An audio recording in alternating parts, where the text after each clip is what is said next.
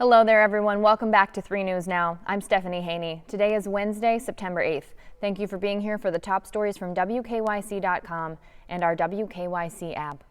We start today with an alarming update out of Lorain County in Avon Lake. We are now learning that 4 people who were found deceased have been investigated. This case is being investigated as a suspected murder-suicide. In Avon Lake, the people who were found have now been identified as well. They are 50-year-old Jeffrey Hull, 46-year-old Heidi Hull, 9-year-old Garrett Hull, and 6-year-old Grant Hull. Police came to the scene after getting called for a wellness check at around 1:20 p.m. on Tuesday, and when they arrived, they found each of the 4 people with gunshot wounds, and they had already died when authorities arrived on the scene. The Lorain County coroner was notified, and officials say, yes, this incident is being investigated as an apparent murder-suicide. Late Tuesday, after learning of this, the Avon Lake City School District released a statement to the community confirming that the 2 students were students at Erie View Elementary School who were killed in the incident. Here is the statement released from the school district. This afternoon, released on Tuesday, we learned the tragic news that we have lost one of our Avon Lake families, including 2 students at Erie View Elementary School.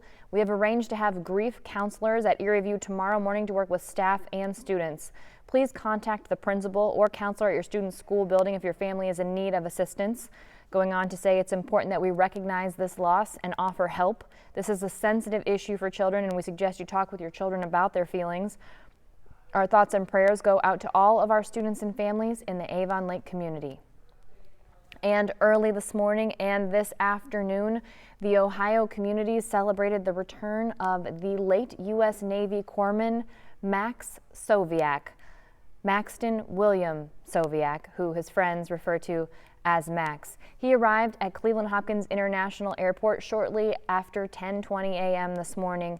He died in the attacks on the Kabul airport on Thursday, August 26. He was one of 13 U.S. military members who died and at least 90 Afghans who died in that attack. This was as the U.S. was pulling out, evacuating after a 20-year war in Afghanistan.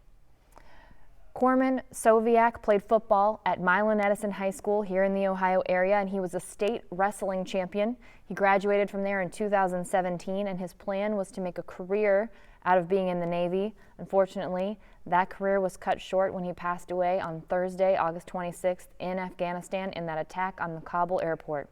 We followed the procession on WKYC.com today after he landed at the Cleveland Hopkins International Airport shortly after 10:20 this morning. That procession, the public procession, which included many veterans honoring his life, went past his high school, the Milan Edison High School, to his hometown of Berlin Heights and on to the Mormon Hinman Tanner Funeral Home, which is where that procession ended. If you'd like to pay your respects and watch that, you can see that on WKYC.com and on our Facebook and YouTube pages. Today, we are hearing again from the head of the World Health Organization. He wants to halt booster COVID-19 vaccine shots for the rest of the year. He's calling on rich countries like the United States with large supplies of the vaccine to stop offering booster shots, expanding on an earlier request that he believes has largely fallen on deaf ears. The WHO Director General said today that he's appalled at comments by leading association of pharmaceutical manufacturers that were made yesterday that said that vaccine supplies are high enough for both booster shots and vaccinations in countries that are in dire need of getting those vaccinations. The WHO director said in a news conference in Geneva, here's a quote from him, "I will not stay silent when the companies and countries that control the global supply of vaccines think the world's poor should be satisfied with leftovers."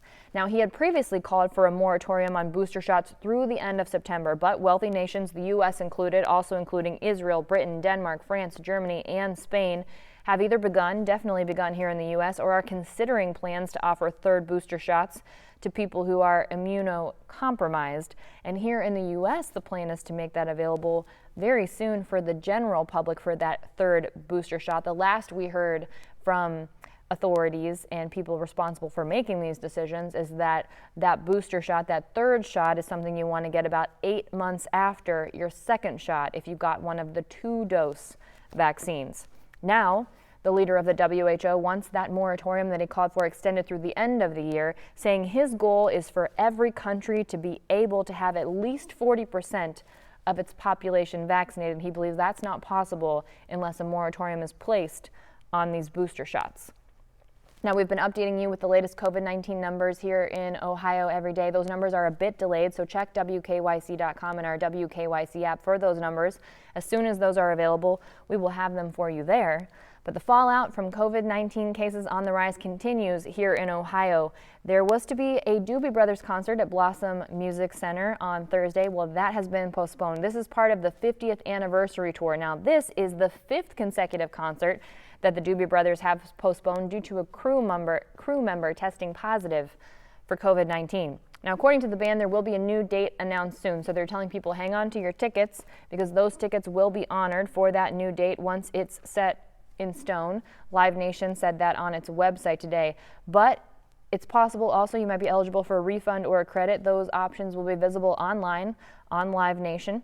The Doobie Brothers, by the way, inducted into the Rock and Roll Hall of Fame in 2020. Now, that original ceremony was to take place here in Cleveland, but the speeches were remote instead because of the pandemic.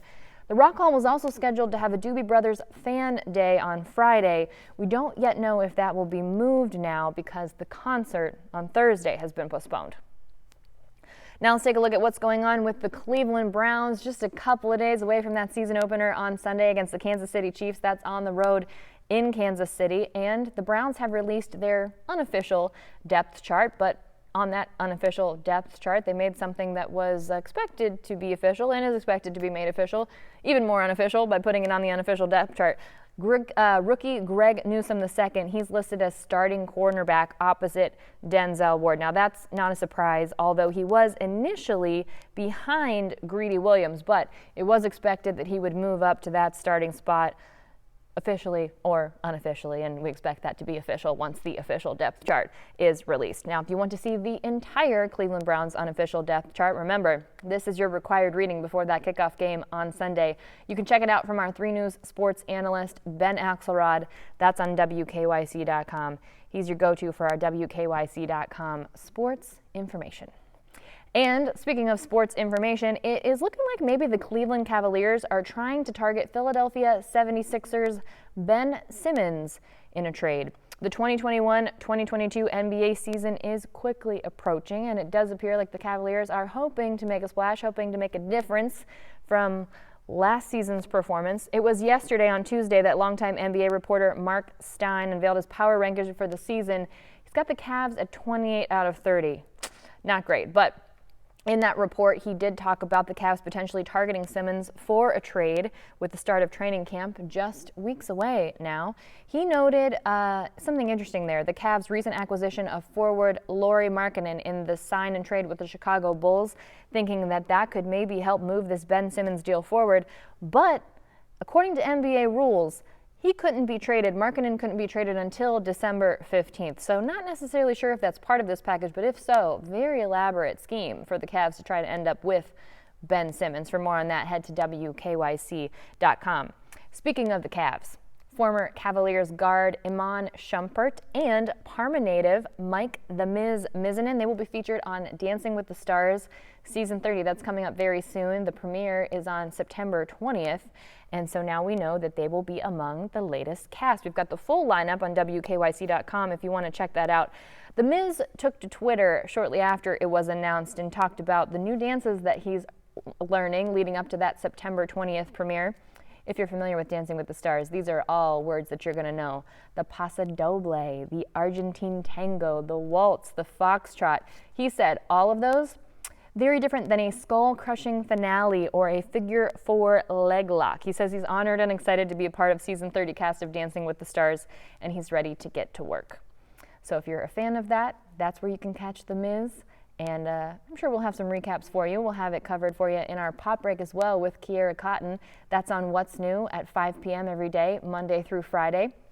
Thank you for being here with me for the top stories from WKYC.com and our WKYC app. I will see you next up on What's New with your trending stories. We do that every day in the Clicking in Cleveland segment, and I will see you back here tomorrow for more 3 News Now.